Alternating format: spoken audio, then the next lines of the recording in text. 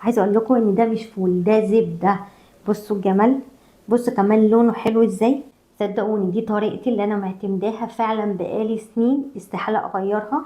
شايفين بصوا قوام الفول حلو ازاي، خطير بجد. احلى فول مدمس هتعملوه وتجربوه في البيت بالطريقه دي. جربوا الفول المدمس بالطريقه دي وانا واثقه متاكده ان انتوا بعد الفيديو ده استحاله هتشتري الفول المدمس تاني من بره. عاوزاكم تبصوا على جمال الفول عامل ازاي، احلى فول مدمس هتعملوه. شايفين قوامه كمان حلو ازاي، قوامه كريمي وكمان لونه خطير. وكمان عملناه في الحله ما عملناهوش في الدماسه. يلا بينا على طول نبدا في الفيديو ونشوف عملنا الفول المدمس الخطير ده ازاي. اول حاجه في البدايه معايا كيلو من الفول، هو فول التدميس. قبل النقع لازم تنقوه كويس جدا، وبعد كده هتاخدوا الفول وتشطفوه بميه بارده تحت الحنفيه. وبعد كده بعد ما تشطفوه هتنقعوه حوالي 12 ساعة، وهتضيفوا عليه مية دافية وتسيبوه منقوع 12 ساعة عشان تتخلصوا من كل الغازات اللي موجودة في الفول. وأثناء ما الفول منقوع هتغيروا عليه المية مرتين أو 3 مرات لغاية ما يبقى لون المية شفافة. أول حاجة في البداية هنزل بالفول بالشكل ده كده. ودلوقتي ركزوا معايا في الاضافات اللي احنا هنضيفها على الفول عشان تطلع معاكم الفول احلى احلى من تشتروه جاهز من بره 100 مره. اول حاجه معايا معلقتين من الرز. في المطاعم بيضيفوا نشا، احنا مش هنضيف نشا، احنا هنستكفى بمعلقتين من الرز. الرز فيه نشا طبيعي، اثناء تسويه الفول الرز هيخرج كل كميه النشا اللي فيه.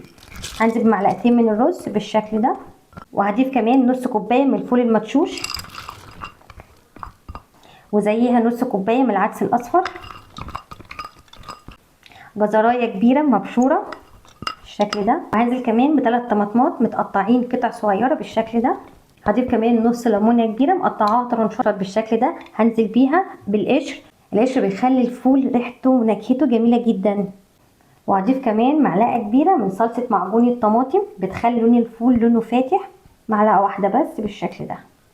وهضيف كمان معلقه سكر، وكمان معلقه من البابريكا، وهضيف كمان معلقه صغيره من الكركم بالشكل ده كده. والمكون اللي هيطلع معاكم الفول زي الزبده لما تيجي تهرسوه في الطبق يتهرس معاكم كده بكل سهوله، وتلاقي قشره الفول طريه مش قاسيه. معلقه واحده كبيره من الزيت هتفرق معاكم في الفول، هتخلي معاكم الفول ده زي الزبده. هنضيف معلقه واحده بس من الزيت بالشكل ده. وبعد كده هننزل بميه مغليه بالشكل ده. اهم حاجه الميه تكون مغطيه كل المكونات اللي احنا حاطيناها بالشكل ده. والمكون اللي هيخلي الفول معاكم يستوي بسرعه وما ياخدش اي وقت على النار، هنضيف باكو من البيكنج باودر بالشكل ده كده.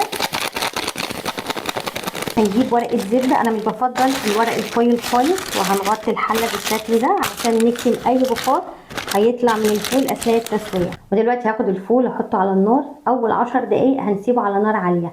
بعد ما الفول يغلي بعد 10 دقايق هننقله على اقل عين في البوتاجاز، يعني زي الشمعه بالظبط. هتوطوا عليه زي الشمعه وتسيبوه يستوي براحته. اهم حاجه في نص التسويه هتشيلوا الغطا وتشوفوا الفول لو ناقص ميه هترجعوا تزودوا له ميه مغليه. اهم حاجه لازم ميه مغليه.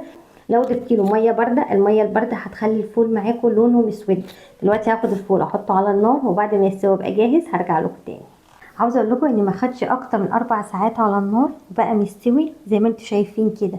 عايزه اقول لكم ان ده مش فول، ده زبده. بصوا الجمال، بصوا كمان لونه حلو ازاي. احلى فول هتعملوه وتجربوه. صدقوني دي طريقتي اللي انا معتمداها فعلا بقالي سنين، استحاله اغيرها.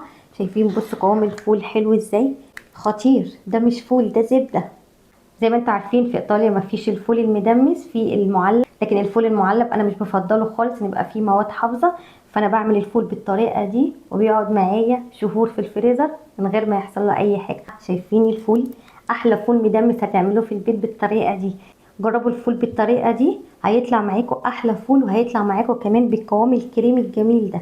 شايفين احلى واطعم فول مدمس هتعملوه في البيت بالطريقه دي. جربوا طريقتي في الفول المدمس واستحاله بعد كده هتشتروا الفول الجاهز تاني من بره ابدا. جربوا الفول بالطريقه دي وانا واثقه متاكده ان انتوا بعد الفيديو ده استحاله هتشتروا الفول المدمس تاني من بره. عاوزه اقول لكم ان من كيلو واحد بس من الفول عمل معانا كل الكميه دي. جربوه واعملوه في شهر رمضان واستحاله هتشتروا من بره تاني. انا بسمع اسعار فلكيه للفول. استنوا عليه لغايه ما يبرد تماما، وبعد ما يبرد عبوه في اكياس وعلى طول على الفريزر. عايزه اقول لكم هيقعد معاكم شهر واثنين وثلاثه مش هيحصل له اي حاجه، ولا لونه هيتغير ولا هيسود، هيفضل معاكم لونه بالجمال ده لغايه اخر كيس.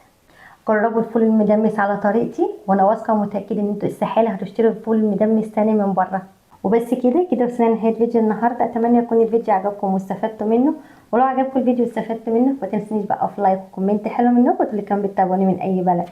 وبألف هنا على كل اللي هيجرب وصفه النهارده، واشوفكم تاني على خير في فيديو جديد، وباي باي.